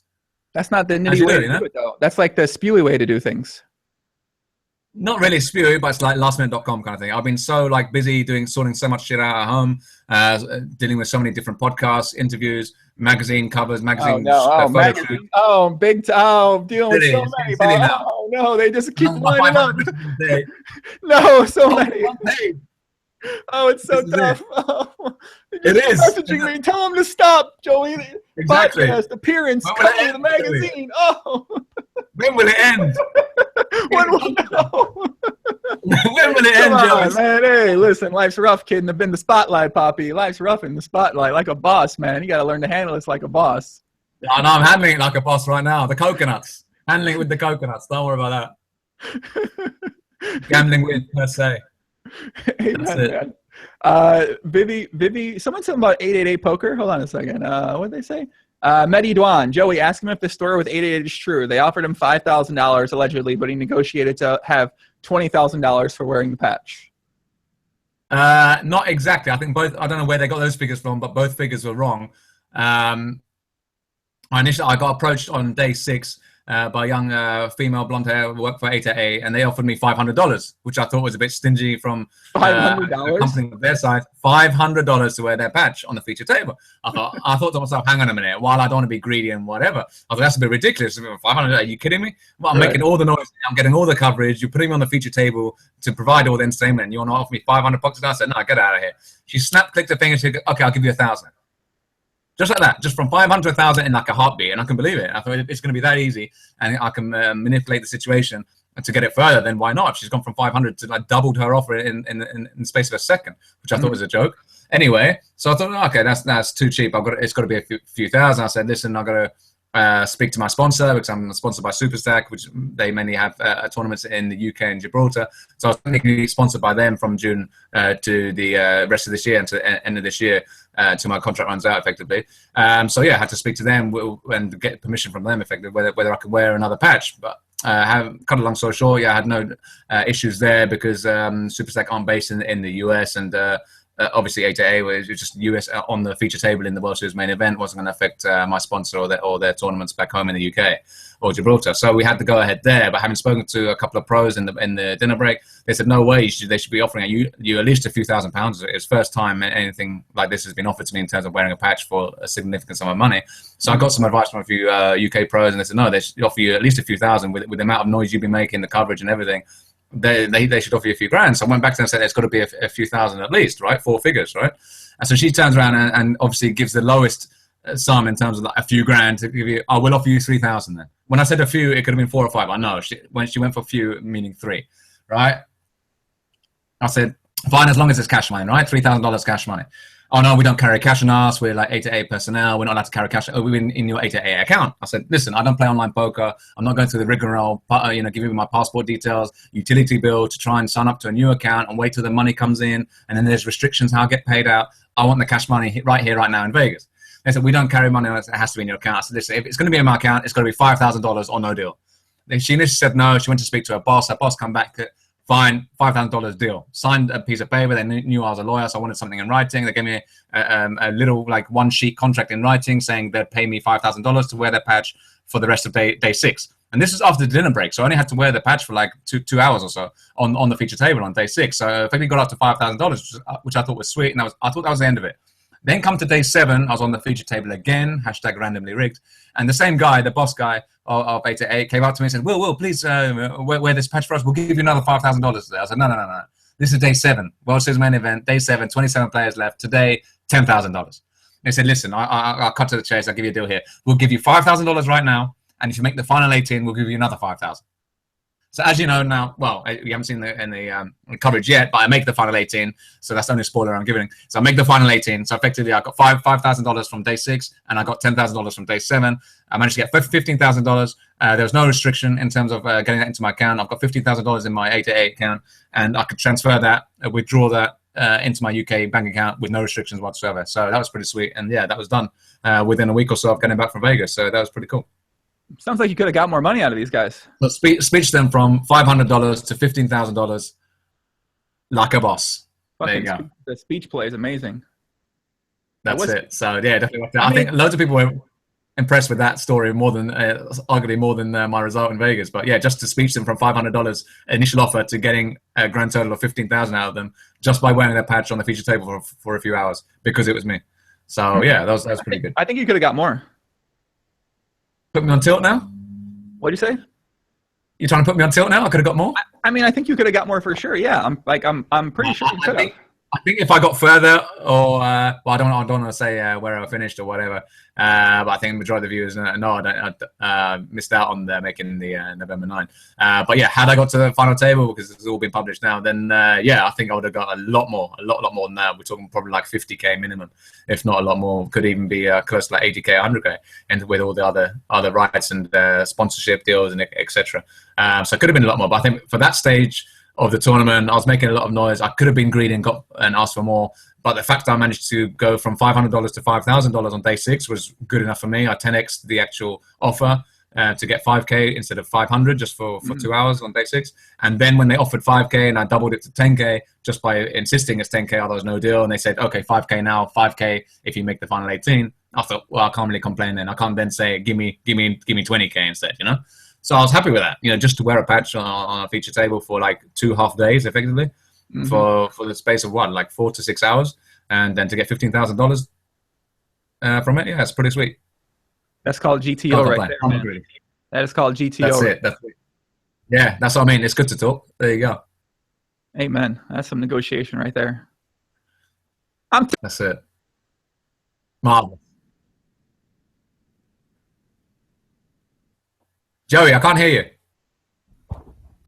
To me. You can hear me now, right? I can hear you now. Yeah, what you do with the mic? You know, I mean, you hit it. It happens. Shut your mouth. This isn't Saturday night. This is a serious podcast. Stop putting that thing towards your mouth. We can't be making homosexual jokes in 2016. Come on, William. Don't you not follow what's happening in the fucking world out there? Listen. We cannot make these jokes out there. People are going to get upset. They're going to send in tweets. They're going to send in tweets to you. We can't go there. We can't say things like that on here. I just have to hold my mouth shut because they're going to yell at me, man. The PC guys are hard these days, William. You can't make jokes like that. I haven't made any jokes like that untoward. I think you have, in terms of when we're talking about the girls in your previous comments. Where you ranted on and I said nothing. What girls? And I think one or two of your viewers piped up and said that's borderline, you know, taboo. What you were saying. I said, well, my boss doesn't fire me. Hold on, let me ask my boss. Yo, boss, they gonna fire me for that shit? We good? All right. Boss says we're good. Never mind. We'll be straight, William. Don't worry about it, man. We're good to go. We're good to go. Keep it straight. Keep it straight. That's it. The mic looks good. It's looking straight at your mouth. It's looking good. Straight. Good. That's it. You love it. You love right there. That's you. That's your look. I can't make jokes like that. It's not allowed. This is my look. You think this suits me well? Yeah, it suits you. Yeah. A bit lower. A bit lower. I go a bit lower? Yeah. Put your head a bit lower. Okay. That's what you like? Is turn you on? No, so we can't see your mouth for later this or what? No, so we can't see your mouth moving, but we can hear what's coming out of the Joe Ingram mouth. That's I kind of like this. So the mouth moves. You got to move forward. You got to move forward. I can still see your lips moving. Move forward. Okay. Forward. You know, okay. Forward. I'm forward. No, more forward, Joey. More forward. That's where I'm at. I can't go any forward. Lean forward. Lean forward. Can't. Lean into the mic. Lean into the mic. It's very simple. I'm leaning into the mic. Lean into the mic. Yeah. I'm leaning into the mic. Right. Okay. Well, you can't laugh like that because we can see the edge of your mouth. I'm a smiley fucking guy. Get happy. That's better. That's it right there. That's it right. This looks hilarious. So we can see. No, don't smile. Wait, this is serious shit now. Take the mental image. Use it later. We can't see your lips move, but we have to hear what's coming out of your mouth. Okay. That's right there. So say something. Go on. Carry on. I can't. That's it. You're doing good. You're doing good. This is all I have. So Joey, what do you want to talk about next? Pizza. Pizza. What flavor pizza do you like? Pepperoni. Why pepperoni? I don't know. Can you spell pepperoni? I can't spell pepperoni by having to keep my mouth not as wide as the microphone. I don't think you can even spell pepperoni. How can you like pepperoni if you can't even spell pepperoni, Joey? It's embarrassing. Can you spell pepperoni? I can. Spell it. I've asked you to spell it. Well, you've asked a lot of shit. You never fucking do it afterwards, man. You said you're gonna make up a fucking freestyle song. You made up you sang a goddamn recorded fucking song instead of making me up an original song. No. I never said once I'm gonna make up a freestyle song. You lie to me once, shame on me. You lie to me twice, shame on. I can't. You can't. You get me once. That's okay, man. You get me twice. Singing on that chair and put your mouth back on that mic. We can't see you. Can't do it. You gotta do something for me then. You're swinging like a monkey now. Like you got the monkey. You gotta do something for me. You want me to shake my tail feather? You gotta start shaking your tail feather, Poppy. Listen, we can't talk about shaking. You better shake that ass. You better get up on that table. You want me to do something else? You gotta get up on that table. Shake that ass for me. You got a swinging chair just like me. Like I could shake my ass on this chair as well. You know. Shake the ass. Let me see. Get up on there, man. Get up on there, doggy style. Let me see that ass shake. So come on, this bounce is that show. The PC guys will be saying something about it. Come on, babe. Let's go. Let's go, man. Think of all the fans out there. Do it for the fans, William. Get to see one of their favorite poker players shake that ass like a boss, man. Come on. It's not my style, Joey. It's not my style. You go ahead. You baby. Come on. You shake that ass. I'll shake my ass, man. Is that what the vest says? Born to shake? It might. It might say that. It's either born to shake or born to wank. It's one of them. It says Definitely. Born to Wank. I'm sure I got it in one, right? That was my first guess. It does say Born to Wank. I'm serious. It says Born to Wank. Wow, what a guess! I'm sick. That's what it says. You got to prove it. Stand up and show the viewers then. Listen, you got me one time. You got to shake that ass. No way does it say Born to Wank. I don't believe I got it in one guess. You'll never find out unless you do that. That's the way. I'll show you that. I'll show you. If you get up on the chair and do that. What are we doing here? If you show, I'll show? If you show, I'll show? Is this what we're playing now? Keeping it friendly. It's a friendly game. You show, I show. Friendly, right? It's very friendly. What are you talking about? It's friendly. We're keeping it friendly. All right, if you show, I'll show. Go on. I'm saying I'm giving you that's my line. So I'm using that line on you right now. If you show, I'll show. Go on, you go ahead. You have to show first. If you show, I'll show. We have already established. You got me one time with that. I'm not doing it again. You already got me once with it. You say you're gonna make up a song. You're gonna make up a song. That's it. There ain't no more. There ain't no more. That's it. I said I'll sing you a song. I'll serenade. That's exactly what I did. I sang you a song, like I said I would. You were gonna sing me. You deceived me. I'm not gonna be deceived again. Listen, I'm not gonna be deceived again, Poppy. Not about deceive. You gotta listen. You don't listen. I'm speaking English here. I said I'll sing you a song. Listen to me. That's exactly what I'm not doing it. I gotta see that. I gotta see you do it. When I told you to sing a song, you chose to freestyle it. You chose to grab that guitar, even though I convinced you to grab it. You chose to make up a song. I did not say I'm going to make up a song. I said I will sing you a song, and that's exactly what I did. Show me the proof. We'll rewind this video. Oh, you can see the recording tomorrow. When we both watch it together on YouTube tomorrow. We'll watch it tomorrow. We ain't going to watch it. We don't know right now then. Well, you know, because you were talking to me. I don't know anything. I mean, I know nothing, man. Also, viewers who are listening, I said I'm happy. I'm happy we got someone that likes to troll in here, man. Because this is now I get the now. I mean, we don't get many trolls here on the podcast. So I actually can. This is kind of fun. I mean, I said earlier, you've got to be like a Twitch poker guy. You've got to be in the chat room on Twitch poker. Yeah, a lot of people saying I should get into it. Like, I don't play online poker, so I wouldn't mind doing Twitch. Obviously, there are people saying I'm great for TV, great for commentating, great for radio. Of course, I can easily do Twitch comfortably in terms of like talking about hands and discussing, analyzing kind of thing. But I don't really like play online. So I think if I started doing Twitch, it would be more for a fan base, more for entertainment purposes, more for banter and fun and excitement, rather than actually dealing with hands, actually playing online and discussing kind of strategies and how this player's like min clicked it and all this kind of thing. Because I think online plays completely differently to live for a number of reasons. We don't need to go into it, but the most obvious one for me is that you can't do this speech play. You can't do the table talk online. I've tried it in the past. Tapping away on the keyboard like this, and they've got no respect online. Before I finish typing my speech in the chat box, they've either folded or they've gone all in. And it says once they've gone all in, there's no chat in all in situation. Complete bullshit. They don't even let me finish my speech. Unbelievable. No respect, Jerry. No respect. So I can't even do the speech online. So I thought, forget this shit. I'm just doing it in the live arena. I turn up to every card room in England and around the UK, around the whole world. And I just give them the speech and there's no holds barred there. So I get to do what I want. I can freestyle my speech play face to face with like 8 other guys and girls on the table for like 13 hours a day for 7 days straight in the main event. And that's what I did. So yeah, that's me in the live arena. So I don't really play online to say that, I'm good enough to do Twitch and actually like play for real money and start doing having a Twitch stream. But a lot of people have mentioned it. Yeah, they'd love me to do some kind of commentary and do a lot of talking, even whether it's discussing poker or anything else, anything that's like fun, entertainment. Yeah, bring it. If anyone has any work my way, they want to invite me any kind of like a chat show host anywhere in the UK or the US. I'd love to get into entertainment myself. Speaking honestly now, I'd love to do any kind of entertainment business, even whether it's poker or non-poker related. Obviously I brought my speech play strategy and what I do and how I play my game, my actual unique style of playing, and I brought that to the world's the biggest stage in poker, in the World Series of Poker main event. But yeah, I want to expand on that. I just want to show the person who I am, not just there just to playing up to the cameras, not because I want to speech and needle players in the pot or get under their skin. I want to be more considered as like the fun, jovial kind of guy who's like everyone's friend, gets on with everyone, has a good time, and down to earth kind of thing, just wants to enjoy himself. And that's pretty much me in a nutshell. So I'd love to get on any kind of like entertainment chat show, just talk about me, whatever, lifestyle or what I have to do in my life in and out of poker. So yeah, just get me involved. Any kind of like and publicity exposure is good for me right now. So yeah, go ahead, let me know. Speech play strategy, that could be something you do.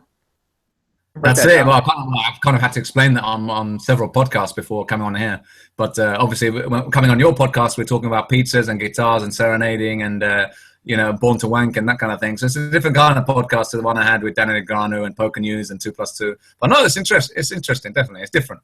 Huh. I like it. It's almost like there's a reason why mine's much more popular and well liked than some of those other ones, huh, William? This is it. Well, you like to mix it up, keep it more fun, keep it more like, chilled out, kind of not so strict in terms of like you ask the questions, I give you the answer, and you ask me the next question, and we debate one subject and we have a mass debate about it. Yeah, marvelous. So yeah, you like to keep it like more friendly, quite quirky, go off subject, go off topic, and just have a bit of fun, a bit of banter. Be spontaneous. Think of things on the spot. You'd think of something that comes in your head. You'd ask me something, and I'll think of something, and I'll mention it to you. And suddenly we're reeling off in 10 different languages how to say like a boss, and you're googling how to say like a boss in all these languages, and telling me in Vietnamese and Japanese what's going on, and we're just going with the flow, So that's kind of cool that I like in terms of like being fun, being spontaneous, being like spur of the moment kind of thing, and just going with the flow rather than a rigid kind of like a question and answer session. I've got a whole sheet of questions I'm going to ask William, and I'm going to ask him this question, and if he answers this way, then I'm going to ask him this question and that question. Ain't no writing much down over here, Poppy. It's a conversation. It's not an interview. It's a conversation. That's what I do. I get to know people. When I have people on the podcast, you get to know about the people that come on the podcast. So now people get to know more about you. And that's sort of my goal is when I have people on, I want them to know more, just not the standard stuff, not all generic shit that everybody else knows about them, but it's not as in-depth poker strategic, but it's a lot of lifestyle strategy, mindset strategy. I mean, I don't know. It's fun. It's fun. That's it. You got to keep it fun. You're exactly saying what I said at the beginning of the program, keeping poker fun. That is the fundamental point of it. So yeah, that's what it's got to be. That's where poker has to be at. Let me find one more question. in the chat here to wrap it up on. What's up, Kristen Puppy? Kristen Mashaman. What can we expect from next week's episode for the World Series of Poker? I know there's the very epic hand between you and Harambe, a.k.a. Griffin Banger, right? That's it. Yeah, I don't know if we were put any spoilers out there and ruin it for the viewers. Let's not. But keep watching next week. I think next week. I'm ridiculously excited to see what happens that hand. Yeah, I think next week, episode 13, Unlucky 13, is going to be the climax of the World Series of Poker, so to speak. How Norman Chad and Lon McCarran have dubbed it the World Series of Poker. I think next week's definitely the climax. There is only 14 episodes. As you know, the 14th episode is like the final few places before the final table. So I'm definitely going to feature on episode 13. I'm still on the feature table on day 7, so I'm sure episode 13 will start with me on the feature table where we left off, with the whole table literally steaming, with the whole table just going giddy, and my speech radio strategy working to great effect to get chips off my opponent effectively, and everything's working in my favor. So I think that carries on until you'll see what happens, and it all kicks off. Big fireworks, big show next week, I'm sure. I haven't seen the footage at all. Obviously, it's going to be broadcast on ESPN next Sunday night, I think at 8 p.m. Eastern or 8:30 Eastern. So it'll be like roughly around 1:30 in the morning here in the UK on Sunday night, Monday morning. Pretty much the same time it is every week. But yeah, there's only 2 more episodes left before the actual final table is broadcast live, I think, on the 30th of October to the 1st of November. So yeah, this week coming, this Sunday night is going to be the climax for sure. And yeah, it's going to be a good one. It's going to be a good one. I'll say no more than that, but keep watching, and it's going to be controversial. It's going to be, hair-raising. You're going to want the popcorn. You're going to be like saying, what the F is going on? It's going to be good. It should be good. I can't wait. Guys, I'm going to be back tomorrow night podcasting with Joe McKeon, last year's World Series Poker Main Event champion. That's going to be at 7 p.m. Eastern time. Will, if people want to follow you, they want to get in touch with you, where can they get in touch with you at? You got on Twitter, you got Instagram, Snapchat. What do you got, man? Plug your stuff where people can find you. If they got a question, or if they want to follow, or they want to know more. Yeah, I'm on Twitter, Facebook, Instagram. I think on Twitter, I'm just at William Kassouf is my full name. I've also got a new website that's come out, like willkassouf.com. So check out my new website, willkassouf.com. And on there, you see my new Twitter handle as well, at 9high like a boss, with the number 9 high like a boss. So I've got the at William Kassouf, at 9high like a boss on Twitter. On Facebook, I'm William Kassouf, my full name, obviously in 2 words. And I've got, like I said, I've got a Facebook page and like a sportsman kind of page, a sports-like page that you can like and see updates there and what I'm all about. So I've got a Facebook a page and a Facebook group as well called Will Kassouf official page. So yeah, more than welcome to come and join me in the group, join me on their page. But yeah, check out my website. That's got all the details there, my biography and where I started out, and my poker history so far, WSOP episodes, all the interviews, all the podcasts. Joey Ingram's podcast will be on there as well, updated in the next few days, along with the others. And obviously all the episodes from the WSOP coverage this year on ESPN have all been put up there today, up to episode 12 so far, are all on the website, as well as other things that you can click on, and videos and YouTube videos, etc. So yeah, check out the website, willkassouf.com. That's WILLKASSOUF.com. And yeah, all the details are there. WILLKASSOUF. No, it's willkassouf.com. So WILLKASS for sugar, OUF for Freddy.com. There you go, spelled it out to you. willkassouf.com. Guys, if you want to go, check it out. Be back tomorrow night. Guys on YouTube, much love for all the comments, much love for all the questions. Guys on Twitch, much love for all the comments as well, much love for all the questions. And we'll chat with you soon, my friend Poppy. Good luck. We'll look forward to checking out. I've loved this podcast. It's been brilliant. All right, buddy. I'll talk to you soon, my friend. Speak play strategy. Who said that? That's it. Like a boss. Like a boss. I'll see you, man.